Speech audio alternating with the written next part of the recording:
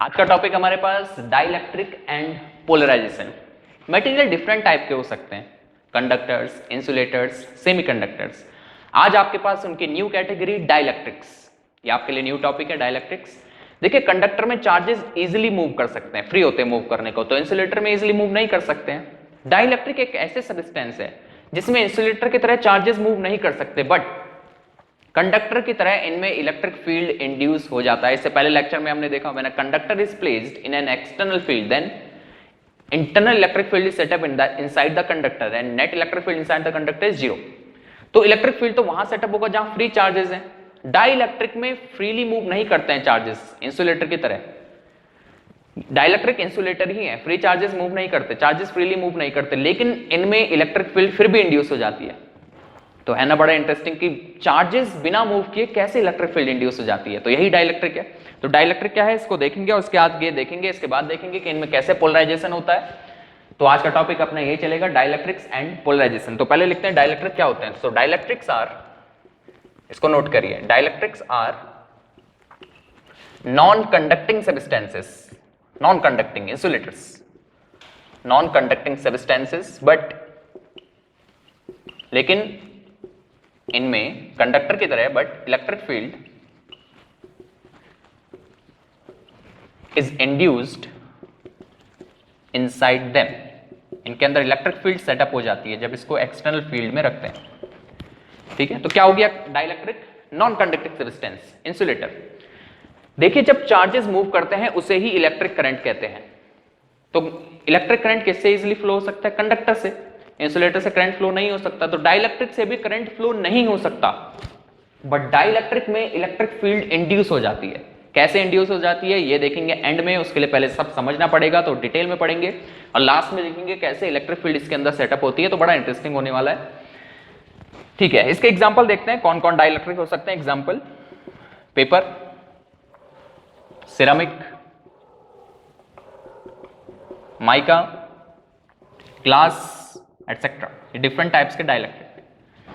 ठीक है, अगर हमें देखना है कि इलेक्ट्रिक फील्ड कैसे इसमें इंड्यूस हो जाती है, तो उसके लिए हमें इसके मॉलिक्यूलर लेवल पे चलना पड़ेगा। तो मॉलिक्यूल बेसिस पे हमने देखा डाइलेक्ट्रिक टू टाइप्स के हो सकते हैं। तो लिखे नेक्स्ट इसमें types of dielectric. Next topic, types of dielectric. तो डाइलेक्ट्रिक आपके पास टू टाइप्स के, कौन कौन से? Non polar dielectric, non polar dielectric and polar dielectric. तो नॉन पोलर डाइलेक्ट्रिक क्या होते हैं? नॉन पोलर, जैसा इसका नेम दिख रहा है, नॉन पोलर, पोल नहीं होते। तो नॉन पोलर डाइलेक्ट्रिक ऐसे डाइलेक्ट्रिक्स जो नॉन पोलर मॉलिक्यूल से बनते हैं। So they are made up of non polar molecules, non polar molecules.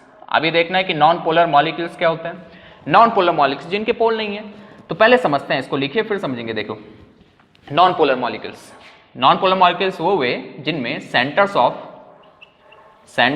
Of positive and negative charges, centres of positive and negative charges coincide. इनमें positive और negative charge का centre coincide करता है, एक ही point पे होता है। कैसे देखते हैं, देखो, जैसे हमारे पास है CO2, carbon dioxide, linear shape होता है। Oxygen is more electronegative as compare to hydrogen, so oxygen will get negative charge and carbon plus and plus 2+। ठीक है, अब देखिए, इस पॉजिटिव चार्ज का सेंटर ऑफ मास तो यहीं पे होगा और नेगेटिव चार्ज का सेंटर ऑफ मास कहां पे होगा? इनका सेंटर ऑफ मास भी यहां बीच में होगा। तो पॉजिटिव और नेगेटिव का सेंटर, ये सेंटर ऑफ मास इसको बोलेंगे, पॉजिटिव और नेगेटिव का सेंटर ऑफ मास एक ही प्लेस पे है, एक ही पॉइंट पे है, इनके बिटवीन सेपरेशन नहीं है। तो ऐसे मॉलिक्यूल जहां पे centre of positive and negative charges coincide, they are called non polar molecules. ठीक है, पॉजिटिव और नेगेटिव एक ही पॉइंट पे है, तो इसका डायपोल मोमेंट कितना हो गया इस मॉलिक्यूल का? डायपोल मोमेंट क्या होता है? Either charge into distance of separation between charges. इन दोनों के बिटवीन डिस्टेंस है, सेपरेट है नहीं, तो नेट डायपोल मोमेंट कितना हो गया इस मॉलिक्यूल का? 0। तो इसको नोट करिए, नॉन पोलर मॉलिक्यूल का dipole moment, non polar molecule का डायपोल मोमेंट कितना होता है? 0। इसको ऐसे भी आप समझ सकते हैं, एक तरीका तो यह है सेंटर वाला, एक तरीका क्या है, इस सिस्टम को देखिए, नेगेटिव पॉजिटिव, इसका डायपोल मोमेंट कौन सी डायरेक्शन में होगा? डायपोल मोमेंट वेक्टर क्वांटिटी है जिसका डायरेक्शन होता है negative charge to positive charge, तो इसका डायपोल मोमेंट होगा नेगेटिव टू पॉजिटिव ये डायरेक्शन में। अब ये सिस्टम को देखिए, माइनस और ये प्लस, इसका डायपोल मोमेंट किधर होगा, इधर। अब ये दोनों सिस्टम एक ही तो है, ओसी ओसी एक ही जैसे सिस्टम है, तो एक का डायपोल मोमेंट इधर है, एक का डायपोल मोमेंट इधर है, दोनों डायपोल मोमेंट इक्वल होंगे, सिस्टम एक जैसे हैं, तो नेट डायपोल मोमेंट जीरो, यहां से भी आप समझ सकते हैं। ठीक है, तो नॉन पोलर डाइलेक्ट्रिक क्या हुए, नॉन पोलर डाइलेक्ट्रिक हुए जिनमें नॉन पोलर मॉलिक्यूल्स होते हैं। नॉन पोलर मॉलिक्यूल्स मींस जिनमें centre of positive and negative charges coincide एक ही जगह पे होता है, इनका डायपोल मोमेंट कितना होता है, जीरो। अब बात करते हैं पोलर डाइलेक्ट्रिक की, अब आप समझ गए होंगे। तो पोलर डाइलेक्ट्रिक क्या होते हैं, जो किससे बनते हैं, पोलर मॉलिक्यूल्स, पोलर मॉलिक्यूल्स। तो पोलर मॉलिक्यूल्स क्या हुए, पोलर मॉलिक्यूल्स हुए जिनमें पोल होते हैं, पोल होते हैं मतलब पॉजिटिव और नेगेटिव का सेपरेशन होता है, तो इसको लिखते हैं centres of positive and negative charges do not coincide, ये कोइंसाइड नहीं करता है।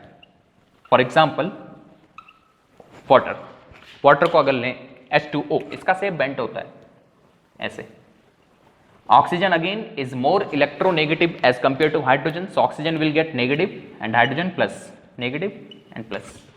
अब देखिए, नेगेटिव का सेंटर ऑफ मास तो यहीं पे होगा और पॉजिटिव का सेंटर ऑफ मास इन दोनों के बीच में होगा, इन दोनों के मिडिल पे, यहां पे। अब नेगेटिव और पॉजिटिव इन दोनों का सेपरेशन हो गया, नेगेटिव और पॉजिटिव इन दोनों का सेपरेशन हो गया है, तो सेंटर ऑफ पॉजिटिव और नेगेटिव चार्ज जिसमें कोइंसाइड नहीं करते उन्हें क्या कहते हैं, पोलर मॉलिक्यूल्स। इसके पोल बन गए नेगेटिव और पॉजिटिव पोल। अगर इनके डायपोल मोमेंट देखें तो कुछ वैल्यू होगी, क्योंकि अब डिस्टेंस आ गई, तो डायपोल मोमेंट पोलर मॉलिक्यूल्स का dipole moment not equal to zero, it is not equal to zero, dipole moment is not equal to zero. ठीक है, और डायपोल मोमेंट की डायरेक्शन क्या होती है, negative charge to positive charge. फिर से एक और तरीके से इसको समझ सकते हैं, अगर आप डायपोल मोमेंट की डायरेक्शन देखें नेगेटिव टू पॉजिटिव, इस OH के लिए ये होगा और यहां नेगेटिव टू पॉजिटिव ये होगा, तो रिजल्टेंट डायपोल मोमेंट कहां आएगा, इन दोनों के बीच में, ये रिजल्टेंट डायपोल मोमेंट आ गया। तो हमने डायरेक्शन वाइज भी देखा, सेंटर वाइज भी देख लिया, दोनों एक ही चीज है। ठीक है, तो फिर से देखिए क्या देखा हमने, डाइलेक्ट्रिक्स क्या है, डाइलेक्ट्रिक एक ऐसे सब्सटेंसेज हैं जो नॉन कंडक्टिंग है, करंट फ्लो नहीं करा सकते, चार्जेस फ्लो नहीं हो सकता इनसे, बट इनके अंदर इलेक्ट्रिक फील्ड इंड्यूस हो जाती है when they are placed in external field. वो कैसे इंड्यूस होती है वो लास्ट में चलेंगे, उसके लिए पहले ये सब पढ़ना पड़ेगा। ये इसके एग्जांपल हो गए, कितने टाइप्स के डाइलेक्ट्रिक, 2 टाइप्स के, on the basis of molecules, non polar and polar dielectric. Non polar molecules क्या होते हैं, जिनमें पॉजिटिव और नेगेटिव चार्ज का जो सेंटर है वो कोइंसाइड करता है, पोलर मॉलिक्यूल्स में सेंटर कोइंसाइड नहीं करता। नॉन पोलर मॉलिक्यूल्स का dipole moment zero, polar molecules का dipole moment not equal to zero. ठीक है, अब देखते हैं अगर पोलर और नॉन पोलर डाइलेक्ट्रिक को, दोनों को अगर आप एक्सटर्नल इलेक्ट्रिक फील्ड में रख दो तो इन पे क्या चेंजेस आते हैं। अब बिहेवियर देखते हैं नॉन पोलर और पोलर डाइलेक्ट्रिक का एक्सटर्नल फील्ड में। पहले नॉन पोलर डाइलेक्ट्रिक, जब इलेक्ट्रिक फील्ड जीरो है तो नॉन पोलर में पॉजिटिव नेगेटिव का सेपरेशन नहीं है, कुछ ऐसा है। अगर नेट डायपोल मोमेंट देखें पूरे सब्सटेंस का, एक मॉलिक्यूल का डायपोल मोमेंट जीरो है, पूरे सब्सटेंस का भी डायपोल मोमेंट कितना है, zero. Net dipole moment of the substance is zero, this is important. Net dipole moment zero है, एक मॉलिक्यूल का जीरो, सबका ही जीरो। अब देखिए, मैं अगर एक फील्ड अप्लाई कर दूं ये डायरेक्शन में, यहां से इधर की तरफ अगर एक फील्ड अप्लाई कर दी जाए तो फिर इस नॉन पोलर डाइलेक्ट्रिक में क्या चेंजेस आएंगे। देखो, फील्ड अगर मैं इधर की तरफ अप्लाई कर दूं ऐसे, तो यहां कैसी लेयर है, इसका मीनिंग पॉजिटिव, और यहां कैसी लेयर है, नेगेटिव। अगर यहां पॉजिटिव लेयर है तो यहां इसकी तरफ कौन से चार्ज इसकी तरफ खींच जाएगा, इसकी तरफ पुल होगा, यहां पॉजिटिव की तरफ, यहां की तरफ आएगा नेगेटिव चार्ज। तो इस नॉन पोलर डाइलेक्ट्रिक में क्या चेंज आएगा after applying electric field in this direction. Electric field is in this direction, तो मैंने बताया था जो नेगेटिव चार्ज है वो कहां मूव करेगा, अपोजिट टू फील्ड। इधर की तरफ फील्ड हमने लगा दी है, तो ये जो नेगेटिव चार्ज है ये कहां मूव करेगा, अपोजिट टू इलेक्ट्रिक फील्ड, इस साइड। तो ये कुछ अलाइनमेंट ऐसा हो जाएगा, negative positive, negative positive, negative to positive, ये अलाइनमेंट ऐसा हो गया। देखिए, पहले पॉजिटिव और नेगेटिव का सेपरेशन नहीं था, लेकिन जैसे ही फील्ड अप्लाई की, इस नेगेटिव चार्ज ने opposite to field force feel किया, फील्ड के अपोजिट इसने फोर्स फील किया, किसने, नेगेटिव चार्ज ने। तो ये नेगेटिव इधर अलाइन हो गया और पॉजिटिव ने उधर फोर्स फील किया, तो ये पॉजिटिव ऐसे चलेगा एक पर्टिकुलर मॉलिक्यूल का। तो सभी मॉलिक्यूल के साथ भी यही हुआ, तो इनके साथ भी यही हुआ, negative positive, negative positive, negative positive, negative positive, negative positive and negative positive. अब देखिए, एक पर्टिकुलर मॉलिक्यूल का कुछ डायपोल मोमेंट बन गया फ्रॉम नेगेटिव टू पॉजिटिव ये डायरेक्शन में, इसका भी ये डायरेक्शन में सेटअप हो गया, इसका भी ये डायरेक्शन में सेटअप हो गया, तो सबका कुछ डायपोल मोमेंट बन गया। इसका मतलब इस पर्टिकुलर सब्सटेंस का भी अब डायपोल मोमेंट बन गया। कौन सी डायरेक्शन में? पूरे सब्सटेंस की बात कर रहा हूं। देखिए पहले देखिए फिर से, यहां एक मॉलिक्यूल का डायपोल मोमेंट जीरो, सबका जीरो था, तो पूरे सब्सटेंस का डायपोल मोमेंट जीरो। अब यहां एक मॉलिक्यूल जैसे ही इलेक्ट्रिक फील्ड अप्लाई की, डायपोल मोमेंट एक मॉलिक्यूल का ये डायरेक्शन में बन गया नेगेटिव पॉजिटिव। पूरे सब्सटेंस का भी डायपोल मोमेंट इसका मतलब बन गया, सब एक ही डायरेक्शन में, इसका इधर, इसका इधर, इसका इधर, सबको ऐड कर देंगे तो पूरे सब्सटेंस का डायपोल मोमेंट किस डायरेक्शन में बन गया? In the same direction of electric field. तो ये चेंजेस आ गए इसमें इलेक्ट्रिक फील्ड अप्लाई करके, ठीक है। अब पोलर डाइलेक्ट्रिक की बात करते हैं। पोलर डाइलेक्ट्रिक में एक पर्टिकुलर मॉलिक्यूल का डायपोल मोमेंट है, इसका डायपोल मोमेंट है, लेकिन ध्यान से सुनना, एक पर्टिकुलर मॉलिक्यूल का डायपोल मोमेंट है, इसका ये डायरेक्शन में, इसका ये डायरेक्शन में, इसका ये डायरेक्शन में, लेकिन डायपोल मोमेंट रैंडमली अलाइन है। इसका डायपोल मोमेंट इधर, इसका डायपोल मोमेंट इधर, तो ये दोनों कैंसिल हो जाएंगे, इसका इधर, इसका इधर, रैंडमली अलाइन होते हैं, और रैंडमली अलाइन मींस एक दूसरे को कैंसिल कर देंगे। तो नेट डायपोल मोमेंट पूरे सब्सटेंस का, net dipole moment of polar dielectric, P net dipole moment of polar dielectric substance, पूरे सब्सटेंस की बात कर रहा हूं क्योंकि ये रैंडमली अलाइन है, एक दूसरे को कैंसिल कर देते हैं, ये होता है जीरो। फिर से देखो, पोलर डाइइलेक्ट्रिक में एक पर्टिकुलर मॉलिक्यूल का कुछ डायपोल मोमेंट होगा, ओके, लेकिन ये डायपोल मोमेंट रैंडमली अलाइन है, तो पूरे पोलर डाइइलेक्ट्रिक स्लैब का जो पूरा सब्सटेंस है, जिसमें बहुत लार्ज नंबर में मॉलिक्यूल्स हैं, क्योंकि रैंडमली अलाइन है तो उसका नेट डायपोल मोमेंट कितना हो जाता है? जीरो, पूरे सब्सटेंस का, ठीक है। अब अगर इलेक्ट्रिक फील्ड अप्लाई कर देंगे ये डायरेक्शन में, अगेन इलेक्ट्रिक फील्ड ये डायरेक्शन में, जो नेगेटिव चार्ज होगा इसके अपोजिट वो फोर्स फील करेगा, तो इसका अलाइनमेंट देखिए कैसा हो गया, इसका भी कुछ ऐसा ही हो जाएगा, नेगेटिव इधर, पॉजिटिव इधर, नेगेटिव पॉजिटिव, ये ऐसे अलाइन हो गए। ये पहले ऐसे था डायपोल, ये इलेक्ट्रिक फील्ड लगी, ऐसे रोटेट हो गया, टॉर्क ऑन अ डायपोल पढ़ा है आपने, डायपोल ही तो है, इस पर टॉर्क लगा, ये ऐसे अलाइन हो गया, नेगेटिव इधर आ गया, पॉजिटिव इधर आ गया। नेगेटिव क्यों इधर आया? क्योंकि नेगेटिव फोर्स फील करता है opposite to electric field, negative positive, negative positive. अब देखिए, अभी भी मॉलिक्यूल का डायपोल मोमेंट है, जो पहले था अभी भी है, लेकिन अब पूरे सब्सटेंस का डायपोल मोमेंट सेटअप हो गया। अगर इसका देखें, इसका डायपोल मोमेंट ये डायरेक्शन में, इसका डायपोल मोमेंट ये डायरेक्शन में, इसका डायपोल मोमेंट ये डायरेक्शन में, पूरे सब्सटेंस का अब डायपोल मोमेंट बन गया। कौन सी डायरेक्शन में? ये डायरेक्शन में। इन सब डायपोल मोमेंट को ऐड कर देंगे, ये पूरे सब्सटेंस का डायपोल मोमेंट है। फिर से समझो, हम देख रहे हैं behaviour of non polar and polar dielectric in external field. Non polar में पहले एक पर्टिकुलर मॉलिक्यूल का डायपोल मोमेंट जीरो, पूरे सब्सटेंस का डायपोल मोमेंट भी जीरो, लेकिन जैसे ही फील्ड अप्लाई की इधर, नेगेटिव ने उधर फोर्स फील किया, नेगेटिव इधर चले गया, पॉजिटिव इधर आ गया, तो इस पर्टिकुलर मॉलिक्यूल का डायपोल मोमेंट बन गया, जो कि पहले नहीं था, क्योंकि पर्टिकुलर मॉलिक्यूल का बन गया और सबका एक ही डायरेक्शन में है इधर, तो पूरे सब्सटेंस का डायपोल मोमेंट भी ये डायरेक्शन में आ गया। अगर बात करें पोलर डाइलेक्ट्रिक की, तो पोलर डाइलेक्ट्रिक, इसमें पहले एक मॉलिक्यूल का डायपोल मोमेंट था नेगेटिव टू पॉजिटिव, लेकिन ये सब रैंडमली अलाइन थे, तो पूरे सब्सटेंस का डायपोल मोमेंट कितना? जीरो। लेकिन जैसे ही फील्ड अप्लाई किया, पूरा नेगेटिव इधर चले गया, एक मॉलिक्यूल का पॉजिटिव इधर आ गया। अभी भी मॉलिक्यूल का डायपोल मोमेंट है, लेकिन पूरे सब्सटेंस का डायपोल मोमेंट अब किधर सेटअप हो गया? इधर, क्योंकि सबका इधर आ गया नेगेटिव पॉजिटिव, तो सब पूरा सब्सटेंस का डायपोल मोमेंट ये डायरेक्शन में सेटअप हो गया, ठीक है। अब देखिए, जैसे ही हमने इलेक्ट्रिक फील्ड अप्लाई की, तो नेगेटिव उधर चले गया, पॉजिटिव इधर आ गया, नेगेटिव पॉजिटिव का सेपरेशन हो गया। इसकी बात करें, पहले पॉजिटिव नेगेटिव का सेपरेशन नहीं था, अब सेपरेशन हो गया, तो ये नेगेटिव इधर, पॉजिटिव इधर, इस सेपरेशन को हम कहते हैं पोलराइजेशन। दिस इज पोलराइजेशन, ये पोलराइज हो गया। अब हम कहेंगे जो डाइलेक्ट्रिक है पोलराइज हो गया इलेक्ट्रिक फील्ड अप्लाई करने के बाद, ठीक हो गया। फिर से देखिए, ये नेगेटिव उधर और पॉजिटिव इधर, इसको क्या कहते हैं? पोलराइजेशन।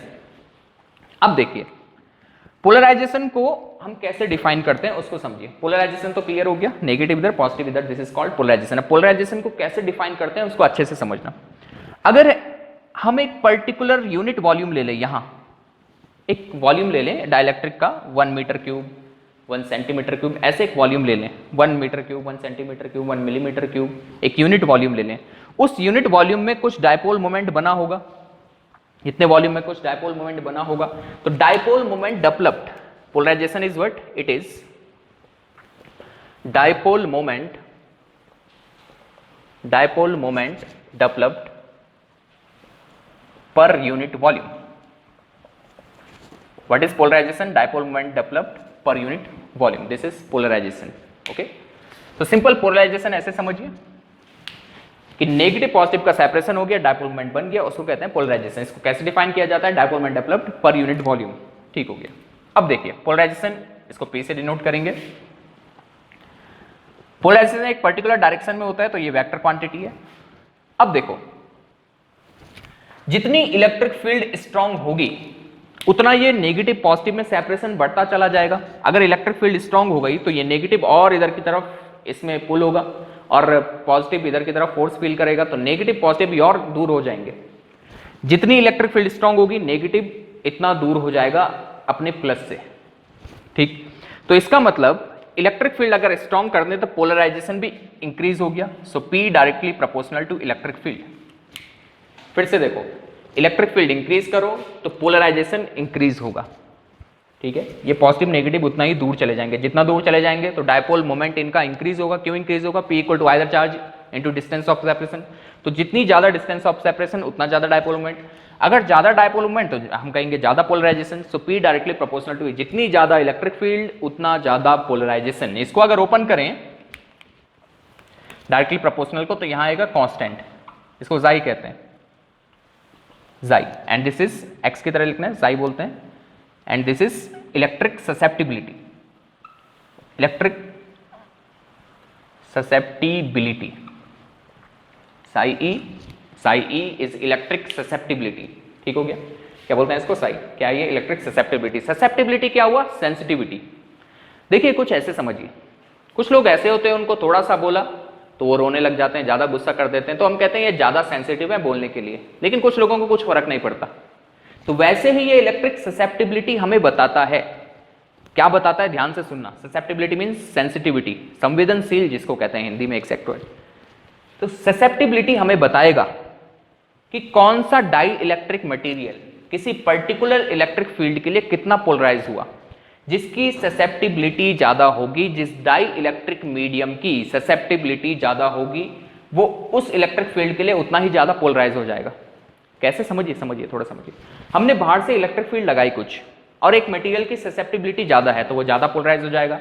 अगर उसकी ससेप्टिबिलिटी कम है तो वो कम पोलराइज होगा। ठीक हो गया। सेंसिटिविटी आप इसको कह सकते हैं। ठीक, so P equal to psi E into electric field. ठीक, this is polarisation. What is polarisation? It is dipole moment developed per unit volume. अगर सिंपल समझना है तो पॉजिटिव नेगेटिव का सेपरेशन, दिस इज पोलराइजेशन। और जितनी ज्यादा इलेक्ट्रिक फील्ड उतना ज्यादा पोलराइजेशन इसमें हो जाएगा। ठीक है, तो फाइनली अब चलते हैं, पोलराइजेशन आपको क्लियर होगा। फाइनली चलते हैं कि कैसे डाई इलेक्ट्रिक स्लैब के अंदर, डाई इलेक्ट्रिक मीडियम के अंदर इलेक्ट्रिक फील्ड बन जाती है जबकि चार्जेस मूव नहीं करते हैं। देखा आपने, चार्जेस मूव नहीं कर रहे हैं, तो फिर भी कैसे इसके अंदर इलेक्ट्रिक फील्ड सेटअप होती है।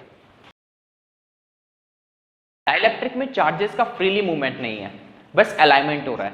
ठीक है, तो अगर इलेक्ट्रिक फील्ड इधर अप्लाई करें तो पोलर या नॉन पोलर डाइलेक्ट्रिक में नेगेटिव चार्ज और पॉजिटिव चार्ज का सेपरेशन हो जाता है, विच इज कॉल्ड पोलराइजेशन।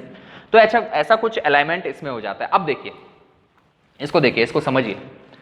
अगर हम देखें इस मॉलिक्यूल को, इस पर्टिकुलर मॉलिक्यूल को, तो इसका इलेक्ट्रिक फील्ड किधर होगा? इलेक्ट्रिक फील्ड कहां होती है? Positive to negative. इसका इधर, इसका भी इधर, इसका भी इधर। इन सब का इलेक्ट्रिक फील्ड ये डायरेक्शन में है, एक पर्टिकुलर डायरेक्शन में, ये डायरेक्शन में इलेक्ट्रिक फील्ड, इनका अपना इलेक्ट्रिक फील्ड। ठीक है, अगर इन सबको ऐड कर दें, इन सभी इलेक्ट्रिक फील्ड को ऐड कर दें, तो इलेक्ट्रिक फील्ड इसके अंदर कहां बन रही है? ये डायरेक्शन में। देखिए, इसका electric field positive negative, positive negative. अब इन सब का इलेक्ट्रिक फील्ड ये डायरेक्शन में। तो हम ये कहेंगे कि डाई इलेक्ट्रिक के अंदर एक इलेक्ट्रिक फील्ड सेटअप हो गया इस पर्टिकुलर डायरेक्शन में। और ये अगर मैं एक्सटर्नल फील्ड को E बोल रहा हूं, मैं इसके अंदर बोल रहा हूं EP, polarised electric field. Polarisation की वजह से इलेक्ट्रिक फील्ड बनी, मैं इसको बोल रहा हूं EP, पोलराइज्ड इलेक्ट्रिक फील्ड, ये डायरेक्शन में। तो इसके अंदर नेट इलेक्ट्रिक फील्ड कौन सी डायरेक्शन में होगी और कितनी होगी? तो इसके अंदर जो नेट इलेक्ट्रिक फील्ड होगी, net electric field inside dielectric,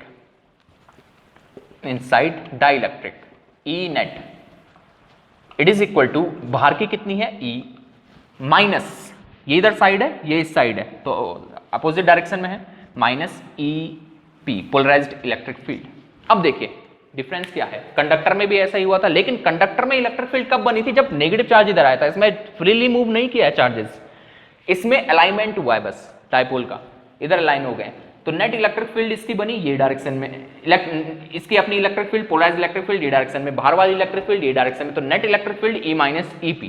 अब ध्यान देना, कंडक्टर में क्या था, ये दोनों इलेक्ट्रिक फील्ड इक्वल थी, जितनी बाहर से लग रही थी उतनी ही इसके अंदर भी बन रही थी। लेकिन डाई इलेक्ट्रिक के केस में, डाई इलेक्ट्रिक्स जब होते हैं तो एक्सटर्नल इलेक्ट्रिक फील्ड, ये वाली external electric field is not equal to polarised electric field, magnitude wise बात कर रहा हूं, ये दोनों इक्वल नहीं होते। जो बाहर की इलेक्ट्रिक फील्ड है और जो इसके अंदर इलेक्ट्रिक फील्ड बनी, ये दोनों इक्वल नहीं होते हैं। कंडक्टर के केस में दोनों इक्वल थे तो नेट कितनी बन गई थी कंडक्टर के अंदर? 0। लेकिन इस केस में ये दोनों इक्वल नहीं होते, बाहर वाली ज्यादा होती है। तो सपोज इसको ऐसा समझिए, डेटा वाइज समझते हैं तो तब समझ में आता है। बाहर वाली है 100 न्यूटन पर कूलम, तो इसके अंदर बन गई 80, अपनी वाली 80, तो नेट कितनी हो गई इसके अंदर? 20, ये डायरेक्शन में। ठीक, फिर से बाहर वाली है 500, इसके अंदर अपनी बन गई 200, तो नेट इलेक्ट्रिक फील्ड ये डायरेक्शन में कितनी बन गई? 300। कंडक्टर के केस में अगर बाहर से 500 है तो अंदर भी कितनी बन रही थी? 500, तो नेट इलेक्ट्रिक फील्ड 0। इसके अंदर जो पोलराइज्ड इलेक्ट्रिक फील्ड है वो कम होती है बाहर वाली से, इक्वल नहीं होते दोनों। ठीक, तो हम ये कह सकते हैं कि डाई इलेक्ट्रिक 0 नहीं करता इलेक्ट्रिक फील्ड को, क्या कर देता है? कम करता है या ज्यादा करता है? इस रीजन में सपोज यहां पे इलेक्ट्रिक फील्ड है 500, हमने एक डाई इलेक्ट्रिक रखा, तो इलेक्ट्रिक फील्ड को यहां इस रीजन में कम करेगा या ज्यादा अपने अंदर? तो अपने अंदर इलेक्ट्रिक फील्ड को कम कर देता है, क्योंकि वो अपनी अपोजिट बनाता है। 0 कौन करता है? कंडक्टर। ठीक है, तो हम ये लिख सकते हैं डाई इलेक्ट्रिक्स क्या करते हैं? Dielectrics reduce the external field, yes reduce the electric field, ये कम कर देते हैं। Dielectrics reduce the electric field, अपने अंदर कम कर देते हैं। कंडक्टर क्या करते हैं? 0, लेकिन ये क्या करते हैं? कम। इसको दूसरे तरीके से ऐसे भी समझ सकते हैं, इस पॉजिटिव को न्यूट्रलाइज करने वाला ये नेगेटिव, इस पॉजिटिव को न्यूट्रलाइज करने वाला ये नेगेटिव, इसको कोई न्यूट्रलाइज नहीं करेगा, इस पॉजिटिव को ये नेगेटिव, तो ये लेयर जो है ये नेगेटिव, इसको कोई न्यूट्रलाइज नहीं कर रहा है, और ये पॉजिटिव, इसको कोई न्यूट्रलाइज नहीं कर रहा है। ऐसा भी समझ सकते हैं समझने के लिए, इस पॉजिटिव को ये न्यूट्रलाइज कर रहा है, इस पॉजिटिव को ये नेगेटिव न्यूट्रलाइज कर रहा है, लेकिन इस प्लस लेयर को कोई न्यूट्रलाइज नहीं कर रहा है, इस नेगेटिव लेयर को कोई न्यूट्रलाइज नहीं कर रहा। तो ओवरऑल देखें तो यहाँ पे क्या हो गया? यहाँ पे ऐसा हो गया कि ये लेयर बन गई, जब इलेक्ट्रिक फील्ड के अंदर रखा तो ये लेयर बन गई नेगेटिव ऐसे, और ये लेयर बन गई पॉजिटिव ऐसे। ठीक, तो इसके अंदर अपनी इलेक्ट्रिक फील्ड बन गई ये डायरेक्शन में, बाहर वाली इलेक्ट्रिक फील्ड ये डायरेक्शन में, इसको मैं E बोल रहा हूं, इसको मैं EP बोल रहा हूं। तो नेट इलेक्ट्रिक फील्ड इसके अंदर ये डायरेक्शन में है, और कितनी है नेट इलेक्ट्रिक फील्ड इसके अंदर? E नेट मैं उसको कह रहा हूं, and it is equal to E minus EP। ऐसा भी इसको समझ सकते हैं। ठीक है, अब देखिए कोई डाइइलेक्ट्रिक इलेक्ट्रिक फील्ड को कितना कम करेगा? कम करता है, क्योंकि अपनी अपोजिट बनाता है तो कम कर रहा है। कितना कम कर रहा है? सपोज बाहर वाली लग रही है 100 और इसके अंदर अब बाकी रह गई 20, तो इसने 5 टाइम्स कम कर दी है। बाहर वाली थी 100, इसके अंदर रह गई 20, तो इसने जितना कम करता है वो किस फैक्टर से हम बताते हैं? ये इलेक्ट्रिक फील्ड को, डाई इलेक्ट्रिक फील्ड को कितना कम कर रहा है, जो फैक्टर ये बताता है, this is called dielectric constant. तो लिखिए नेक्स्ट, इसमें नेक्स्ट लिखिए dielectric constant, dielectric constant, dielectric constant. अब डाई इलेक्ट्रिक कांस्टेंट तो तभी समझ में आएगा जब हम डाई इलेक्ट्रिक्स पढ़ेंगे। ठीक है, अब देखिए तो डाई इलेक्ट्रिक कांस्टेंट क्या होता है? इट इज डिनोटेड बाई के। ये फैक्टर है कि इलेक्ट्रिक फील्ड कितनी कम कर रहा है dielectric. It is denoted by K and it is equal to, ध्यान से समझना, it is equal to external field, this is external field upon net electric field inside the dielectric, E upon E net, this is dielectric constant. तो net electric field जो इसके अंदर बनेगी, it is equal to E external upon K। अब देखो समझो, suppose बाहर वाली है 100, जो बाहर से लग रही है वो 100 है, हमने एक डाइलेक्ट्रिक मीडियम पुट किया जिसका सबका डाइलेक्ट्रिक कांस्टेंट डिफरेंट होता है, सबका डाइलेक्ट्रिक कांस्टेंट, ग्लास का डिफरेंट है, माइका का डिफरेंट है। इस एक डाइलेक्ट्रिक लेके आए जिसका डाइलेक्ट्रिक कांस्टेंट है 5, तो उसके अंदर कितनी फील्ड बाकी रह जाएगी? 20, 100 अपॉन 5 20। बाहर से लग रही है 100, हम एक डाइलेक्ट्रिक लेके आए जिसका डाइलेक्ट्रिक कांस्टेंट है 10, तो उसके अंदर कितनी फील्ड रह जाएगी 10। बाहर से लग रही है 100, हम एक दूसरा डाइलेक्ट्रिक मीडियम लेके आए जिसका डाइलेक्ट्रिक कांस्टेंट है 20, तो इसके अंदर कितनी फील्ड बन जाएगी अब 5। तो जिसका डाइलेक्ट्रिक कांस्टेंट जितना ज्यादा होगा उसके अंदर फील्ड उतनी ही कम हो जाएगी, वो उतना फील्ड रिड्यूस कर देगा, कम कर देगा। ठीक है, तो ये समझ गए आप, ये है डाइलेक्ट्रिक कांस्टेंट। अब देखिए थोड़ा ध्यान से देखना क्या निकलता है यहां से, इसको समझते हैं। देखो अगर मैं इस E को देखूं, E क्या है, electric field without any medium, electric field without any medium. इसका जरा वैल्यू यहां पे रखते हैं तो तब समझ में आएगा। देखो what is E? E is electric field without any medium, so we can write K as electric field without any medium 1 upon 4 pi epsilon naught Q1 Q2। Suppose two charges है Q1 Q2 जिनकी वजह से electric field रहेगी किसी reason में, उन दोनों के बिटवीन डिस्टेंस r²। ये करने की जरूरत नहीं है, बस आपको डायरेक्ट रिजल्ट ध्यान में रखना है, क्या है वो देखना, इसको करने की जरूरत नहीं है।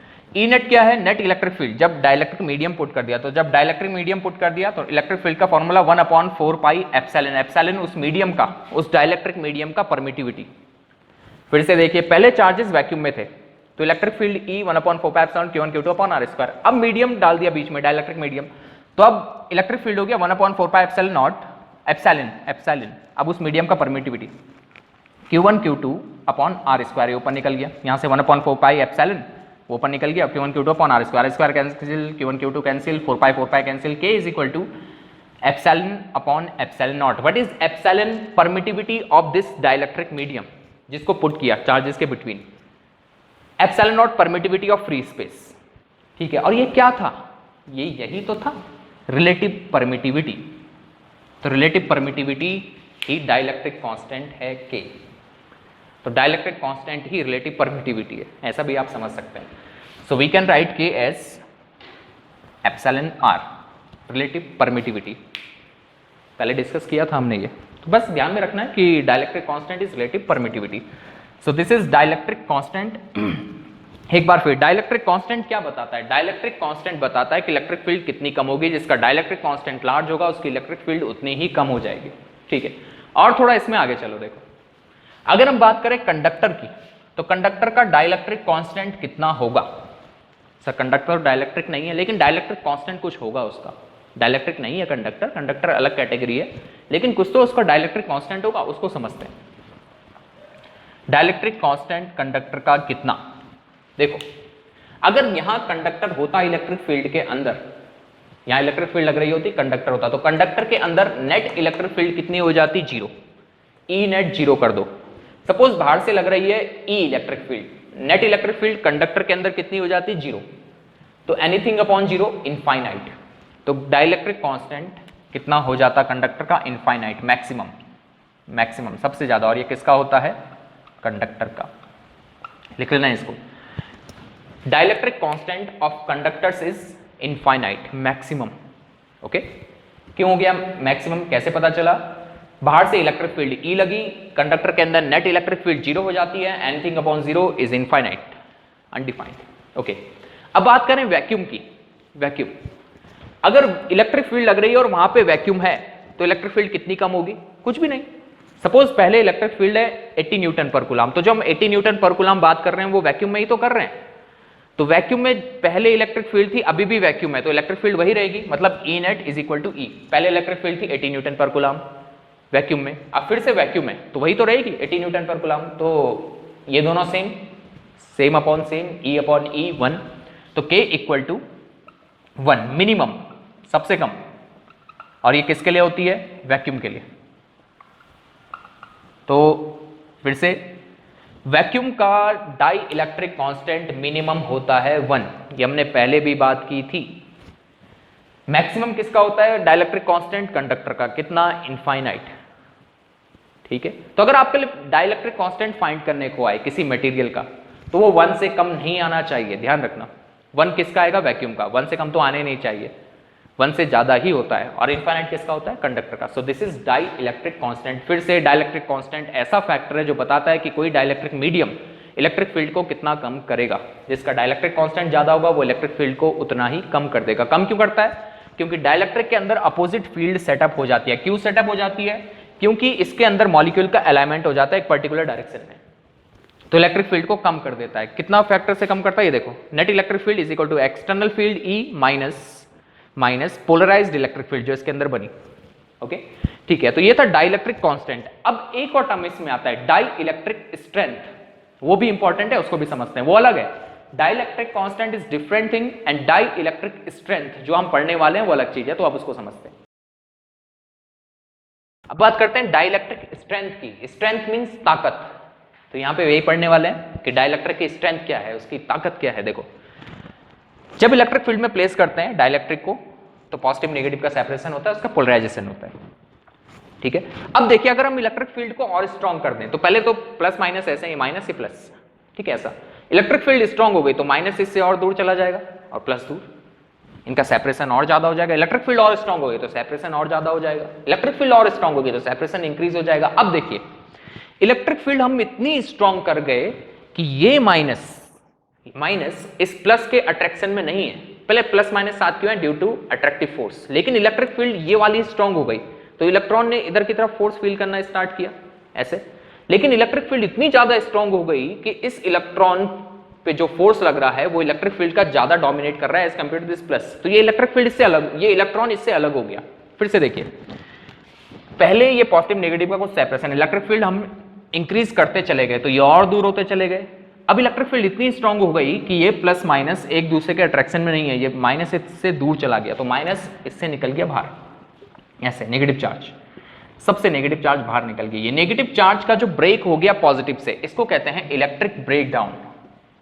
What is this? This is electric breakdown. तो इलेक्ट्रिक ब्रेक डाउन क्या है? नेगेटिव का अलग हो जाना पॉजिटिव से। अलग क्यों हो गया? क्योंकि बाहर की इलेक्ट्रिक फील्ड स्ट्रांग हो गई तो ये अलग हो गया। अब ये कंडक्ट करने लगा तो नेगेटिव यहां जमा हो जाएंगे और पॉजिटिव यहां जमा हो जाएंगे इलेक्ट्रिक ब्रेक डाउन के बाद। ठीक, अब देखिए, अब थोड़ा इसमें आगे समझिए। अब डेटा वाइज समझते हैं। हमने इलेक्ट्रिक फील्ड की पहले 10 न्यूटन पर कूलम, तो इनमें पोलराइजेशन हुआ, डिस्टेंस हुई कुछ इनके बिटवीन। हमने ये इंक्रीज करके कर दी 20 न्यूटन पर कूलम, सेपरेशन है, ब्रेक डाउन नहीं हुआ। हमने कर दी 30 न्यूटन पर कूलम, ब्रेक डाउन नहीं हुआ। हमने इंक्रीज करके कर दी 40 न्यूटन पर कूलम, ब्रेक डाउन नहीं हुआ। अब हम स्लोली इंक्रीज कर रहे हैं, 41 न्यूटन पर कूलम, ब्रेक डाउन नहीं हुआ। 42 न्यूटन पर कूलम, अब ब्रेक डाउन हो गया, 42 पहुंचते ही ब्रेक डाउन हो गया, नेगेटिव इससे अलग हो गया। तो कहां तक ब्रेक डाउन नहीं हुआ था? 41 तक। ध्यान से समझना, ब्रेक डाउन कहां पे हुआ? 42 पे। कहां तक नहीं हुआ था? 41 तक। तो इस डाई इलेक्ट्रिक की स्ट्रेंथ क्या है, ताकत क्या है, कहां तक ये झेल सकता है इलेक्ट्रिक फील्ड? ये 41 न्यूटन पर कूलम इलेक्ट्रिक फील्ड को झेल सकता है, उसका सामना कर सकता है। तो इसकी डाई इलेक्ट्रिक स्ट्रेंथ है 41 न्यूटन पर कूलम या 41 वोल्ट पर मीटर। डाइलेक्ट्रिक स्ट्रेंथ की यूनिट क्या होगी जो इलेक्ट्रिक फील्ड की होती है? डाइलेक्ट्रिक कांस्टेंट के इससे पहले देखा था, उसकी यूनिट क्या होगी? कोई यूनिट नहीं होगी, क्योंकि उसके रेशियो में सेम, उसके न्यूमरेटर डिनोमिनेटर में सेम क्वांटिटीज हैं, तो उसकी यूनिट नहीं होगी। लेकिन डाइलेक्ट्रिक स्ट्रेंथ की यूनिट क्या होगी जो इलेक्ट्रिक फील्ड की होती है? क्या होता है डाइलेक्ट्रिक स्ट्रेंथ? डाइलेक्ट्रिक स्ट्रेंथ होता है, इसको लिखते हैं तो समझ में आ जाएगा। What is dielectric strength? Dielectric strength is